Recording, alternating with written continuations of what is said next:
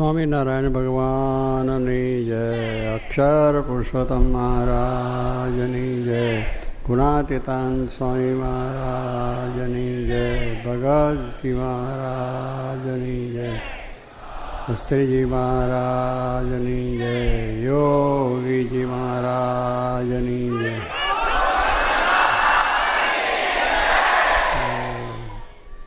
બધા હરિભક્તો અને સંતોની પણ જય જય. આજનો દિવસ આપણે એકાદશી છે, ચાતુર્માસનો આરંભ પણ થાય છે અને એમાં દરેક ને ભક્તિભાવ ખૂબ વધે એના માટે ચાતુર્માસની અંદર લોકો ઘણા જાતના વ્રત કરે છે અને સભાઓ કરે છે, કથા કરે છે, પારાયણો કરે, સપ્તાહો કરે છે, એટલે ભગવાનને પ્રસન્ન કરવા માટે. અને આજે એ બડી રાજા જ્યારે રાજી થયા, ભગવાન તારીની પાસે 3 પગલાં લીધી, જમીન બધું લઈ લીધું, પાતાળમાં ગયા. પછી ભગવાનની પાસે બડી રાજાએ માગ્યું, કંઈ જોતું નથી, મારું તો કંઈ હતું નહીં અને મારું કંઈ છે નહીં, આ બધું તમારું હતું અને તમે લઈ લીધું. આ સમર્પણ ભાવના છે બડી રાજાની, કે ભગવાનને 3 પગલામાં બધું પૃથ્વી લઈ લીધી, એનું આકાશ પાતાળ બધું, જ્યાં સુધીનું રાજ બધું જ લઈ લીધું. અને ત્રીજું પગલું એનું બાકી રહ્યું તો કે હવે ક્યાંય જાય, મારું તો છે નહીં, રાજપાટ સુખ સમૃદ્ધિ બધું જ તમે લીધું, હવે મારું માથું છે એના પર પગ મૂક્યો, જમીન પૃથ્વીમાં પાતાળમાં ગયા બડી રાજા. અને ભગવાનને પણ ત્યાં જવું પડ્યું. પ્રસન્ન થઈ ગયા ભગવાન કે બસ તારી ભક્તિ આવી છે, તારી ભક્તિ જોઈને રાજી થઈ ગયો, તારું સમર્પણ જોઈને. એટલે માગો તો કે શું માગવું? ભગવાને કહ્યું, અરે મને અખંડ તમે દર્શન આપજો, હું તો પાતાળમાં આવી ગયો છું પણ અખંડ દર્શન મને આપજો, કાયમ મારી પાસે રહેજો, આવું એને વરદાન માગ્યું. તથાસ્તુ. એટલે ભગવાન ત્યાં રહ્યા એટલે લક્ષ્મીજી અટલ થઈ ગયા.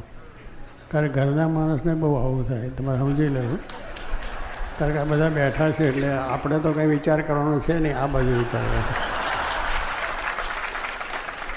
કારણ કે એ બધાને અનુભવ છે કે કંઈક તો થાય. એટલે લક્ષ્મીજીને એમ થયું કે આ ભગવાન ત્યાં જતા રહ્યા, એના બંધનમાં આવી ગયા, પાતાળમાં રહે, આપણે દર્શન કેમ થાય? એટલે ભગવાનને પ્રાર્થના કરે છે. તો કહેવાનું શું છે કે એમ ભગવાન ત્યાં આગળ રહે છે, એટલે આપણે મને એ પ્રમાણે ભગવાનને એમાં પ્રાર્થના કરીએ છીએ કે ભગવાનને અખંડ દર્શન આપણનું રહે. બડી રાજાએ એ જ માગ્યું અને એ પ્રમાણે ભગવાન રાજી થઈને એમને બંધનમાં આવ્યા. ભગવાન પોતાના ભક્તને બંધનમાં લેવા ગયા, બડી રાજાને, એનું બધું લઈ લીધું.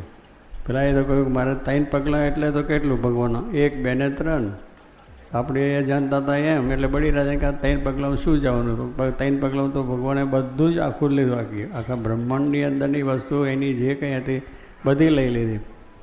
એટલે એને પર પણ બડી રાજા એવો હતો કે એને જરાય શંકા ના થાય કે ભગવાન જૂઠું બોલીને લઈ લીધું. ભગવાન જૂઠું બોલતા નથી અને કોઈનું લેવા આવ્યા નથી, તે તો હવને આપવા માટે આવ્યા છે. અને જે તે કરીને ભક્તની પરીક્ષાઓ હોય છે, કે ભક્ત હોય તો એની પરીક્ષા થાય, ભક્ત ના હોય ને શું પરીક્ષા કરવાની છે? છોકરો અભ્યાસ કરતો હોય તેની પરીક્ષા થાય, સ્કૂલમાં કોલેજમાં થાય, પણ રખડતો હોય એની કંઈ પરીક્ષા થાય નહીં. એમ આપણે જેને કે આપણે ભક્તને કેમ દુઃખ આવે, ભક્તને કેમ મુશ્કેલી આવે, પણ ભગવાન કસોટી કરે છે, આપણી પરીક્ષા કરે છે કે આ ભક્ત સાચો છે કે જેવો તેવો છે. તો એવી રીતે દાદા ખાચરની પણ મહારાજે પરીક્ષા બહુ કરી. અને ત્યાં રહ્યા છતાં પણ મહારાજે કહ્યું કે આમ તું રાજમુખી નીકળી જા, તારમાં તો બધું મારું છે. અરે ભાઈ, ભગવાનને કહે મેં તમને રાખ્યા અને તમે પચાવી પડો, આ કેવી વાત છે? કોકને ઘરે જઈને પચાવી પડવાની વાત છે? એવું છે એમને? ના તો હાર માસ્તર છે ને, એટલે માસ્તર કરે કે એવું. એટલે કહેવાનું શું છે કે એમ ભગવાન મહારાજ તો બહારથી આવીને રહ્યા હતા, પણ દાદા ખાચાને કહ્યું તન મનને ધન બધું જ મહારાજને અર્પણ કરેલું. મહારાજ કે એમ જ થાય. એટલે એક વખત મહારાજ કહે મારા ઉપર રાજી થજો. ભગવાન દરરોજ દાદા ખાચર આપણે માગીએ ને, ભગવાન રાજી રહેજો. એક દાડો મહારાજ કહે બહુ સારું, પછી કે હવે રાજી રહેજો. તો રાજપાટ કે આ છે જો ત્યાં મને સોંપી દીધું છે એટલે અહીંનો માલિક હું છું, મારે તો નીકળી જાય તારો દરબાર છોડીને, તારા બહેનો છોકરાનો લઈને બધું પાછું. એટલે મહારાજની આજ્ઞા થઈ. દાદા ખાચર તો ભક્ત હતા, મહારાજની આજ્ઞા થઈ એટલે પોતે લીધું. એટલે એમને ઘરેથી વાત કરી, એમના ઘરનાને વાત કરી કે મહારાજની આજ્ઞા છે. એ પણ એવા નિષ્ઠાવાળા હતા કે મહારાજ જેમ કેમ જ કરવું છે. મહારાજે કહ્યું છે ને કે ધન ધામ કુટુંબ પરિવાર ભગવાનને સંતને અર્થે કરી રાખવું. એટલે જ્યારે જરૂર પડે ત્યારે માગે ત્યારે આપણે આપી દઈએ, અને એ પાછા આપણને આપનાર પણ એ જ છે. એટલે એટલી શ્રદ્ધા અને વિશ્વાસ હતો. તો દાદા ખાચર પોતાના બૈરા અને છોકરો હતો, એમના દીકરો ભાવ. હવે એ નાનો હતો, તેને કંઈ ખાવા પીવા જોઈએ ને, મારે કે ના અહીંયા નહીં, તમે બહાર જઈને જે તમારે માગી ખાઈને ખરીજો.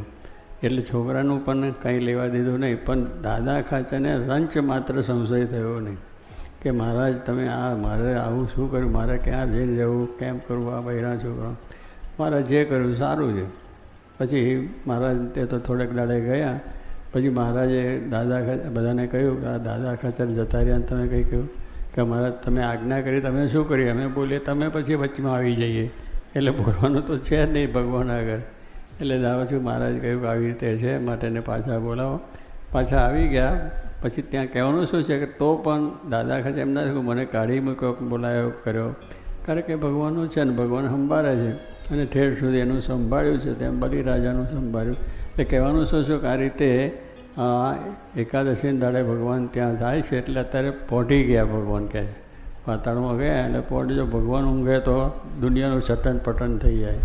એ તો ઊંઘનાર નથી, સદા જાગ્રત છે. પણ આપણને પેલું વચ્ચે કંઈક થાય સંકલ્પ કરે એટલે કે ભગવાન આમ કેમ કર્યું, આ વરસાદ ખેંચાનો છે તો આપણે બધાને જરા દુઃખ તો થાય જ ને. ભગવાન આ બધો વરસાદ ખેંચાયો, હવે ભગવાનને કેમ આમ કરતા નથી.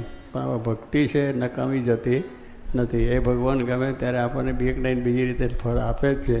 ધીરજના ફળ મીઠા. લોકો કહે ને ધીરજના ઉતાવળા છો બાવળાના ધીરા છો ગંભીર. એમ ધીરજ ભગવાનના કામમાં ધીરજ રાખીએ, ભક્તિ કરીએ તો સ્વામી કે જે વસ્તુ સાચી છે એ છે. તમે પૃથ્વીમાં બીજ સાચું નાખો છો તો ઉગે છે, પણ બીજનું કંઈ ના જ હોય, નાખ્યું હોય તો કંઈ ઉગે ખરું નહીં. એમ આપણું બીજ સારું છે, આપણી ભક્તિ સાચી છે, આપણો સત્સંગ સાચો છે, આપણો પરોપકાર છે, સમાજ સેવા છે, દર સેવા છે, દેશની સેવા છે, ભગવાનની સેવા છે. આ બધી સેવાઓ સારી છે. એટલે ભગવાન આપણને લાગે, પણ પરીક્ષા તો લે જ. ભક્તોની બધાની પણ લીધેલી છે, અને દરેકને તાવ્યા છે. નરસિંહ મહેતાને પણ તાવ્યા છે, મીરાને પણ તાવ્યા છે, અને દાદા ખાચરને ભક્તોને પણ ભગવાને તાવ્યા છે. પણ એવા પ્રસંગે ધીરજ રાખવી. ધીરજના ફળ મીઠા. લોકો કહે છે લોકો એક બધી કે ધીરજ રાખો તો ભગવાન બીજી રીતે કરે આવે. આ બધા અપડાઉન થાય ને, વેપાર કરે તો અપડાઉન થાય, ખેતી કરે તો આગું પાછું થાય, નોકરી કરે તો આગું પાછું થાય. આ તો દુનિયાનો કામ છે. ઘરમાં સંસાર વ્યવહાર કરો તો બૈરા છોકરાને આગું પાછું થાય છે. પેલો આમ જઈને બે, પેલો આમ જઈને બે. એટલે આ તો બધા પ્રસંગો ચાલ્યા જ કરે. પણ એ તો ભગવાનનું ભજન ભક્તિ કરે તો ભગવાન બધું સારું કર્યું છે, અને કર્યું છે એવા દાખલા અનેક આપણા શાસ્ત્રોમાં સાંભળીએ છીએ. માટે આપણે બધાએ ધીરજને બળ રાખીને બધાએ ખૂબ ખૂબ કથા વાર્તાનો આ વખત લાભ પણ લીધો છે. ચાલીને બધા આવ્યા છે. પગપાળા કેટલા દરરોજ પગપાળા કેટલાય આવે. આજે વળી તાજપરથી બધા આવ્યા છે. એટલે કાયમ એ તો પ્રવાહ ચાલતો જ હતો. હવે એ બધું ભગવાનને તો કહ્યું છે કે સંત શ્રવણે સાંભળી ઘર છોડી ચલે ગા. ત્યાં દર્શન કરવા માટે થાય તો ડગલે ડગલે અશ્વમેઘનું ફળ થાય, એમ શાસ્ત્રમાં વાત કરી છે. કે પદયાત્રાનું જે ફળ છે, આપણે પદયાત્રા કરીએ છીએ ઘણા પરોક્ષમાં પણ પદયાત્રા જાય, ડાકોર જાય છે, સસરા જાય, દ્વારકા જાય, બધા ચાલીને જાય છે. બહુ એ આપણી પૂર્ણની બધી ચાલ છે કે ભગવાનને સામે ચાલીને જઈએ તો ભગવાન રાજી થાય. તો એવી રીતે આજે અહીંયા પણ દરરોજ આટલા મહિના 4 મહિના થયા ને, 4 મહિના સુધી કેટલા હરિભક્તો ભાઈઓ છોકરા બધા ચાલીને આવ્યા, અને બધાએ આ યાત્રા કરી છે. એનું ફૂલ પણ ભગવાન બધાને આપશે જ, અને સારું થશે. વળી આ કથા વાર્તા જેને સાંભળી છે એ પણ એક બહુ મોટી વાત છે. કામકાજ પોતાનું હોય, ઘરબાર કરવાનું હોય તો એ મૂકીને પણ અહીંયા આ પ્રમાણે દરરોજની આ કથા, અને દરરોજ આવવાનું જવાનું પાછું જવાનું. પણ કહેવાનું એ બધું હતું કે સત્સંગ પ્રધાન રાખવું, ભગવાન પ્રધાન રાખવા તો બધું થઈ શકે. ઘરનું કામે બધું ચાલે, ખેતીનું ચાલે, વેપારનું ચાલે, ધંધાનું ચાલે, અને ભગવાનની ભક્તિ કરીએ એટલે બધું એમાં આવી જાય. એટલે આપણે ઉત્સાહ એવો રાખવાનો છે કે આપણે જે કંઈ સત્સંગ, ભક્તિ, કથા, વાર્તા, પરપાળા, તપ, ત્યાગ બધું વ્રત લીધા, નિયમ લીધું, કેટલાય બધું બહુ જાતના વ્રત લીધા છે. તો કહેવાનું એ બધાનું ફળ ભગવાન આપણને આપે છે અને આપશે. એટલે ધીરજ રાખીએ કે મહારાજને પ્રાર્થના એ જ કરવાની કે ભગવાન છે સર્વનું સારું કરવા આવ્યા છે અને સર્વનું સારું કરશે. એટલે મારે કે કથા, વાર્તા, કીર્તન, ભજન, ભક્તિ એમાંથી તૃપ્તિ થઈ નથી ને કોઈ તૃપ્તિ કરવી નહીં.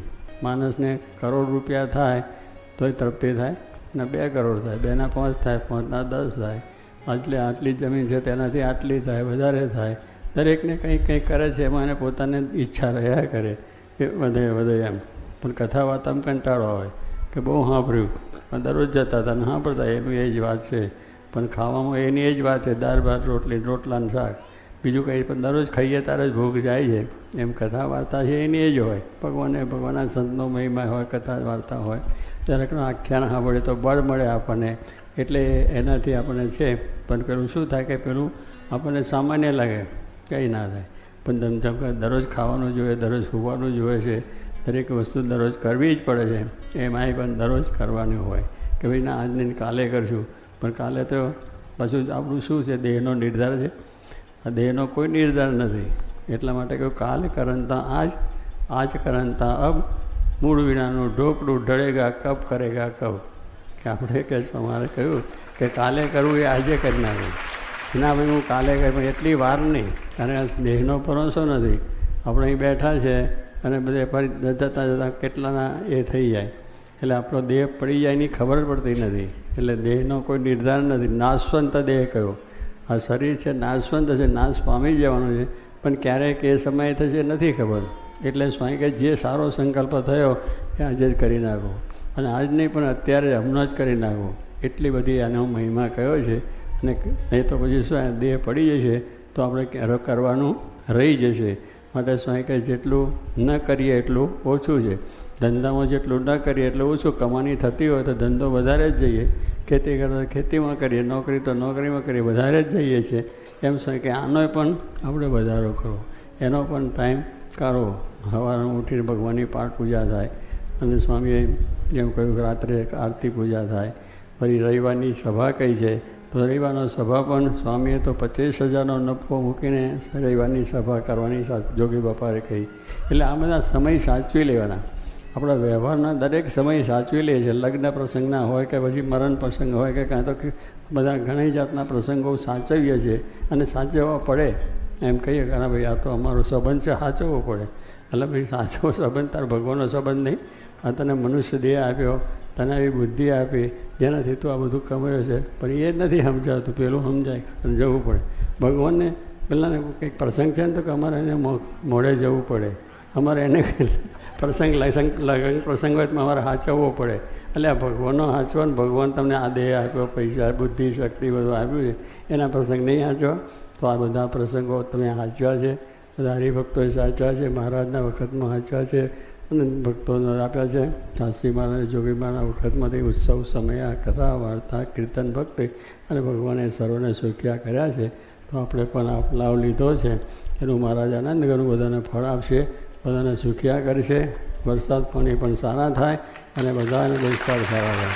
સારું વરસ જેવું થાય કે કોઈ જાતનું મુશ્કેલી રહે નહીં, અને બીજી રીતે દેશમાં પણ શાંતિ થાય, સમાજમાં પણ સારી શાંતિ થઈ જાય, અને સંતો પણ એવા એકાંતિક ધર્મ સિદ્ધ કરે. કથા, વાર્તા, કીર્તન, ભજન કરીને જોગીમાના સંકલ્પ મુજબ બધાએ બહુ ભીડો બેઠો આ વખતે.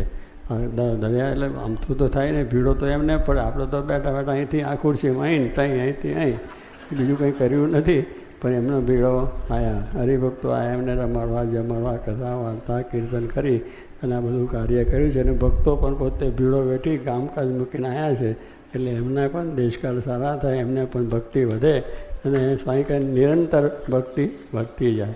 એમ સંતોને પણ ભગવાન એવું બળ આપે કે જે અભ્યાસ કરવાનો સારામાં સારો અભ્યાસ થાય અને કથા વાર્તા થાય. સેવાનું ખૂબ છે, સેવા પણ સારી થાય, અને દરેક એમનું ધર્મ, જ્ઞાન, વૈરાગ, ભક્તિ એ બધા અંગ વધતા જાય અને સંપ સુરત ભાવને એકતા રહે, એકબીજાનો મહિમા સમજાય. જોગીમાં કે મહિમાની વાત છે કરવી, મહિમા સમજાય તો ભેટમ બેટા નકન છેટમ છેટા, એટલે દરેકનો મહિમા સમજવો.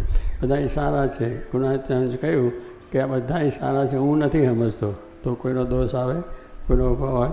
આ બધા સારા છે, હું નથી સારો, પણ ના આવે આવો છે, આવો છે એ કર્યા કરે, એના ગુણ આપણામાં હોય, પણ એનો ગુણ ગાઓ તો એટલા ગુણ આપણામાં હોય. એટલે બધા સારા કે જોગીમાં કે કોણ બધાય સારા, બધાય ભક્તો, બધાય મુક્તો.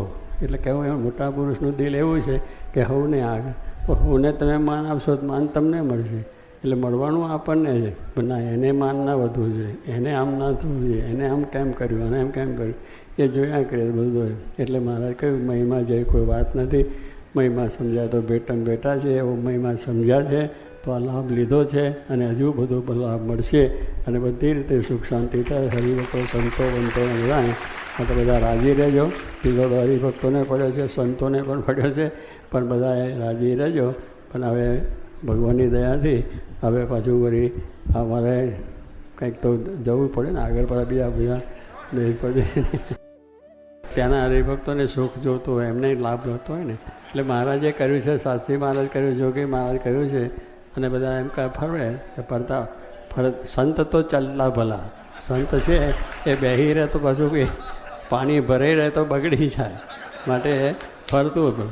નદીનું વેર છે, નદી છે વહેતી ભલી, જો નદી વહેતી ના હોય તો પાણી ગંધાઈ જાય. એમ સંતનું જીવન છે ફરવાનું, દેશ પરદેશ. સંત દેશ પરદેશ ફરે છે રે, સર્વ જીવન અગહારે છે રે. આમાં નિશ્વાસ રહ્યો કે શા માટે ફરે છે, કંઈ પૈસા કમાવા માટે કે પેલું નહીં. હગ એટલે મનુષ્યોને જે જ્ઞાન આપીને એમનો જન્મ મરણનો ફેરો ટળે એને માટે ફરે છે. તે ફરે એ સારું, નકર સ્થાન બંધન થઈ જાય. એટલે એ પણ પાછું મહારાજે કહ્યું છે કે સંતને ઘરે